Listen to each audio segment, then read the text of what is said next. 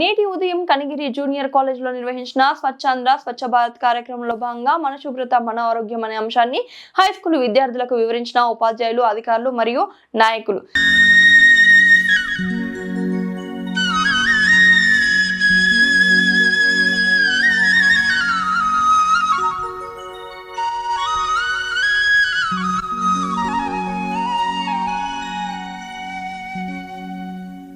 మధ్యలో పైన ఉన్న చేతి వేళ్ళని వేసి రుద్దాలి. సో జాగ్రత్త ఫాలో అవ్వండి. సో 4th స్టెప్ చూడండి, మణికట్టు వరకు ఆ చేతిని మొత్తాన్ని కూడా అలా రిన్స్ చేయాలి, అంటే రుద్దాలి మణికట్టు వరకు.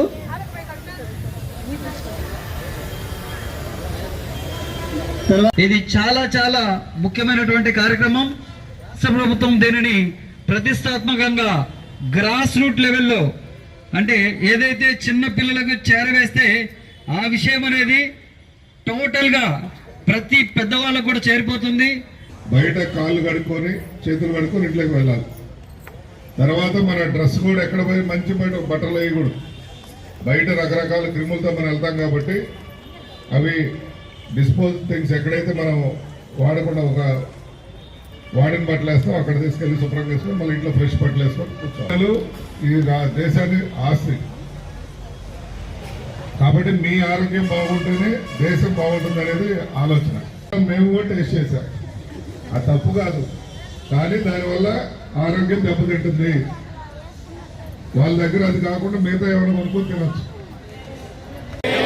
నా పరిసరాల పరిశుభ్రత కొరకు ప్రతిరోజు కొంత సమయము కేటాయిస్తానని నా వంతు కృషిగా స్వచ్ఛత కార్యక్రమాల కొరకు శ్రమదానం చేసి పరిశుభ్ర ఆంధ్రప్రదేశ్ సాధించే సంకల్పానికి కట్టుబడి ఉంటానని ఈ రోజు పరిశుభ్రత గురించి నేను వేసిన ఈ ముందడుగు ఆంధ్రప్రదేశ్ రాష్ట్రాన్ని శుభ్రపరచడంలో సహాయం చేస్తుందని నమ్ముతూ ఈ రోజు నుండి నా తోటి వారికి కూడా సామూహిక పరిశుభ్రత కొరకు బహిరంగ మలమూత్ర విసర్జనను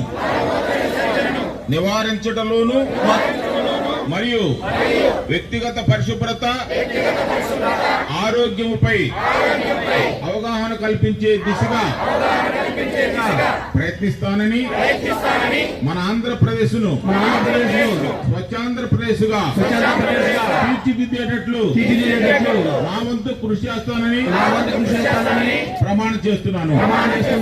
ఒక స్కూల్లో 9 మంది పిల్లలకి కామెర్లు అయినాయి. కారణం ఏంటో తెలుసా? ఆ బడుగులేరనే పంచాయతీలో అక్కడ పిల్లలు మీరేమో చక్కగా ఇంట్లో టాయిలెట్స్ వాడుకుంటున్నారు, అమ్మ కూడా వాడుకుంటుంది, కానీ నాన్న ఏం చేస్తున్నా అంటే ఫ్యాషన్గానే మేము మొదటి నుంచి మాకు అలవాటు అని చెప్పేసి ఈ బాత్రూమ్ కొంత బయటకు వెళ్తున్నాం. సరే, అది కొంతవరకు అటు జరిగిపోయింది. కానీ నిన్న తుఫాన్ అప్పుడు ఏం జరిగింది? వర్షం వచ్చింది. వర్షం వచ్చినప్పుడు ఏం జరిగిందంటే ఆ నీళ్ళన్నీ అని చెప్పి అక్కడ బోరు పక్కన కుంటలాగా ఉంది, వాళ్ళు ఎక్కడైతే కూర్చున్నారో ఆ ప్రదేశంలో ఉన్న వాటర్ అంతా వచ్చి అక్కడ స్టాగ్నేట్ అయిపోయింది, ఆగిపోయింది మొత్తం. అప్పుడు ఈ నీళ్ళన్నీ ఏమైనాయి? బోర్లోకి వెళ్ళిపోయినాయి. బోర్లోకి వెళ్ళిన తర్వాత ఏం వెళ్ళింది? దాంట్లోకి ఆ బాత్రూమ్ కూర్చున్నదంతా కూడా ఆ ఫీకల్ మ్యాటర్ మొత్తం కూడా బోర్లోకి వెళ్ళిపోయింది. అక్కడ ఈ వాటర్ 15 ఇళ్ళు తాగుతున్నారు. ఆ 15 ఇళ్ళు వాళ్ళు కామెర్లు. దేనివల్ల వచ్చింది అది?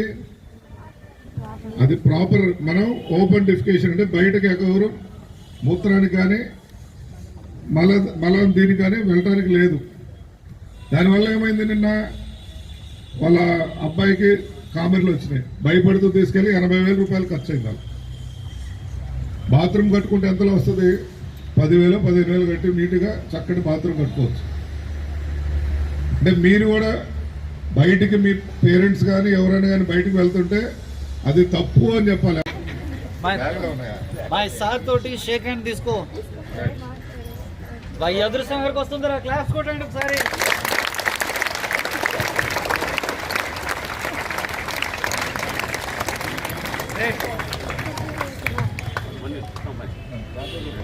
School attention. Standing. Attention. National anthem begin.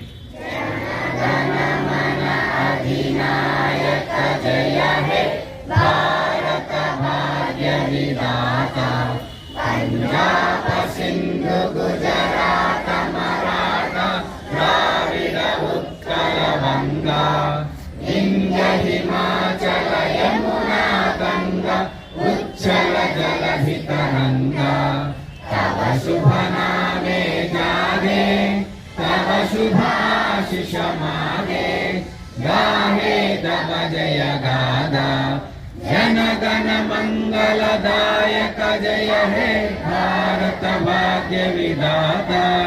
जय हे जय हे जय हे जय जय जय जय हे.